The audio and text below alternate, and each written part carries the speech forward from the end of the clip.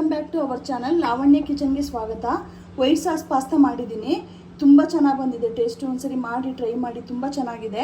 ಇದನ್ನ ಈಗ ಯಾವ ಥರ ಮಾಡೋದು ಅಂತ ನಾನು ನಿಮಗೆ ತೋರಿಸ್ತೀನಿ. ಬನ್ನಿ ಯಾವ ಥರ ಮಾಡೋದು ಅಂತ ನೋಡ್ಕೊಂಬರೋಣ. ನೀರು ಬಿಸಿಯಾಗಿದೆ, ಒಂದು ಅರ್ಧ ಸ್ಪೂನ್ ಎಣ್ಣೆ ಹಾಕೋಣ. ಅಂಟ್ಕೋಬಾರ್ದು ಅಂತ ಎಣ್ಣೆ ಹಾಕೋದು. ಅರ್ಧ ಸ್ಪೂನ್ ಉಪ್ಪು ಹಾಕ್ತಿದ್ದೀನಿ. ನೀರು ಬಿಸಿಯಾಗಿರೋಕ್ಕೆ ಪಾಸ್ತಾ ಹಾಕೋಣ. ಇವಾಗ ನೀಟಾಗಿ ಬೇಯಲಿ. ಸ್ವಲ್ಪ ಸ್ಟೀಮ್ ಸ್ವಲ್ಪ ಜಾಸ್ತಿ ಮಾಡ್ತೀನಿ. ಜಾಸ್ತಿ ಮಾಡ್ಕೊಂಡು ಇದು ಸ್ವಲ್ಪ ಕೈ ಆಗೋಣ. ನೀಟಾಗಿ ಮಿಕ್ಸ್ ಆಗಲಿ, ಎಲ್ಲ ಮಿಕ್ಸ್ ಮಾಡೋಣ. ನೀಟಾಗಿ ಬಂದಿದೆ, ತೆಗೆಯೋಣ ಇದನ್ನು. ಏನೇನು ಐಟಮ್ ತೊಗೊಂಡಿದ್ದೀನಿ ಅಂದರೆ ಅರ್ಧ ಗ್ಲಾಸ್ ಹಾಲು, ಬೆಣ್ಣೆ, ಪೆಪ್ಪರ್ ಪೌಡರು, ಮೈದಾ, ಆರಿಗೇನೋ, ಸಾಲ್ಟು ಮತ್ತು ಖಾರದ ಪುಡಿ ತೊಗೊಂಡಿದ್ದೀನಿ.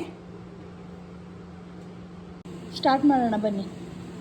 ನೀರೆಲ್ಲ ಡ್ರೈ ಆಗಿದೆ, ಬೆಣ್ಣೆ ಹಾಕೊಳ್ಳೋಣ. ಇವಾಗ ನಾನು ಇಷ್ಟು ಬೆಣ್ಣೆ ಹಾಕ್ತಾ ಇದ್ದೀನಿ.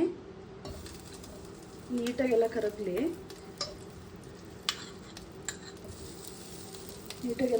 ಬೆಣ್ಣೆ ಕರಗಿದೆ. ಬೆಣ್ಣೆ ಎಲ್ಲ ಇದಕ್ಕೆ ಮೈದಾ ಹಾಕ್ತಿದ್ದೀನಿ. ಇಷ್ಟು ಸ್ವಲ್ಪನೇ ಹಾಕ್ಕೊಂಡು ಮಿಕ್ಸ್ ಮಾಡ್ಕೋಬೇಕು.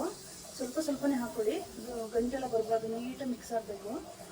ಸೊ ವೈಟ್ ಸಾಸ್ ಮಾಡಬೇಕಾದ್ರೆ ಮೇಯ್ನು ನಿಧಾನವಾಗಿ ಕಮ್ಮಿ ಸ್ಟೀಮ್ ಇಟ್ಕೊಂಡೇ ಮಾಡಬೇಕು, ಗಂಟಾಗಬಾರ್ದು. ಸ್ವಲ್ಪನೇ ಹಾಕೊಂಡು ಈ ಥರ ನೀಟಾಗಿ ಮಿಕ್ಸ್ ಮಾಡಿ. ಈ ಥರ ನೀಟಾಗಿ ಮಿಕ್ಸ್ ಆಗಲಿ.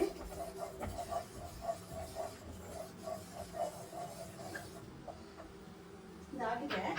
ಸೊ ಈಗ ನಾನು ಅರ್ಧ ಗ್ಲಾಸ್ ಹಾಲು ಹಾಕ್ತಾ ಇದ್ದೀನಿ. ಈ ಥರ ನೀಟಾಗೆಲ್ಲ ಮಿಕ್ಸ್ ಆದಮೇಲೆ ಅರ್ಧ ಗ್ಲಾಸ್ ಹಾಲು ಹಾಕಿ. ಹಾಲು ಗಟ್ಟಿ ಹಾಲು ತೊಗೊಳ್ಳಿ, ನೀರೆಲ್ಲ ಮಿಕ್ಸ್ ಮಾಡೋಕೆ ಹೋಗ್ಬಿಡಿ.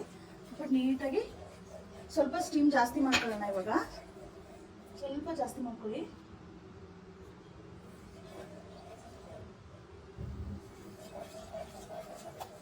ಚೆನ್ನಾಗಿ ಥರ ಮಿಕ್ಸ್ ಮಾಡಿ.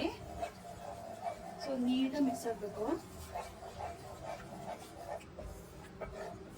ಮಿಕ್ಸ್ ಆಗಲಿ ಥರ ನೋಡಿ, ಗಟ್ಟಿಯಾಗಿದೆ. ಇದಕ್ಕೆ ನಾನು ಸಾಲ್ಟ್ ಹಾಕ್ತಾ ಇದ್ದೀನಿ. ಒಂದು ಅರ್ಧ ಸ್ಪೂನಷ್ಟು ಸಾಲ್ಟ್ ಹಾಕ್ತಾ ಇದ್ದೀನಿ. ಸಾಲ್ಟು, ಪೆಪ್ಪರು ಸ್ವಲ್ಪ ಒಂದು ಅರ್ಧ ಸ್ಪೂನಷ್ಟು ಪೆಪ್ಪರ್ ಹಾಕ್ತಾ ಇದ್ದೀನಿ. ಪೆಪ್ಪರ್ ಪೌಡರು ಮತ್ತು ಆರಿಗೇನೋ ಹಾಕ್ತಾ ಇದ್ದೀನಿ. ಇಷ್ಟು ತೊಗೊಂಡಿದ್ದೀನಿ ನಾನು. ಆರಿಗೇನೋ ಫುಲ್ ಹಾಕ್ತಾ ಇದ್ದೀನಿ. ಇದೆಲ್ಲ ಹಾಕ್ಕೊಂಡು ನೀಟಾಗಿ ಮಿಕ್ಸ್ ಮಾಡ್ಕೊಳ್ಳಿ. ನೀಟಾಗೆಲ್ಲ ಈ ಥರ ಮಿಕ್ಸ್ ಮಾಡಿ. ಫುಲ್ ಈ ಥರ ಮಿಕ್ಸ್ ಮಾಡಬೇಕು. ನೀಟಾಗೆಲ್ಲ ಮಿಕ್ಸ್ ಆಗಿದೆ. ಇದಕ್ಕೆ ಒಂದು 1/4 ಸ್ಪೂನಷ್ಟು ಮೆಣಸಿನ ಪುಡಿ ಹಾಕ್ಕೊಳ್ಳಿ. 1/4 ಸ್ಪೂನ್ ಅಷ್ಟೇ, ಜಸ್ಟು ಹಂಗೇ ಸ್ವಲ್ಪ ಅಷ್ಟೇ, ಇಷ್ಟೇ ಹಾಕ್ಬಿಟ್ಟು ನೀಟಾಗೆಲ್ಲ ಮಿಕ್ಸ್ ಮಾಡ್ಕೊಳ್ಳಿ.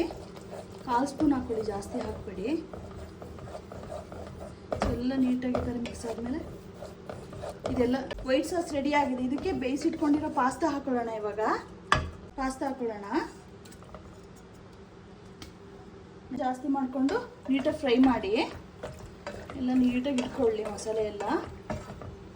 ಈ ಥರ ಮನೇಲೇ ಮಾಡ್ಕೊಳ್ಳಿ, ತುಂಬ ಚೆನ್ನಾಗಿರುತ್ತೆ ಟೇಸ್ಟು. ಸರಿ ಮಾಡಿ ಯಾವ ಥರ ಇದೆ ಅಂತೇಳಿ ನನಗೆ ಕಮೆಂಟ್ಸ್ ಮುಖಾಂತರ ತಿಳಿಸಿ. ಹೊರಗಡೆ ತಿನ್ನೋದಕ್ಕಿಂತ ಮನೇಲೇ ಮಾಡಿಕೊಂಡ್ರೆ ತುಂಬ ಚೆನ್ನಾಗೂ ಇರುತ್ತೆ. ವೈಟ್ ಸಾಸ್ ಪಾಸ್ತಾ ರೆಡಿ ಇದೆ. ಇದನ್ನು ಈಗ ಒಂದು ಬೌಲ್ಗೆ ಹಾಕೋಣ. ಬೌಲ್ಗೆ ಹಾಕ್ತಿದ್ದೀನಿ.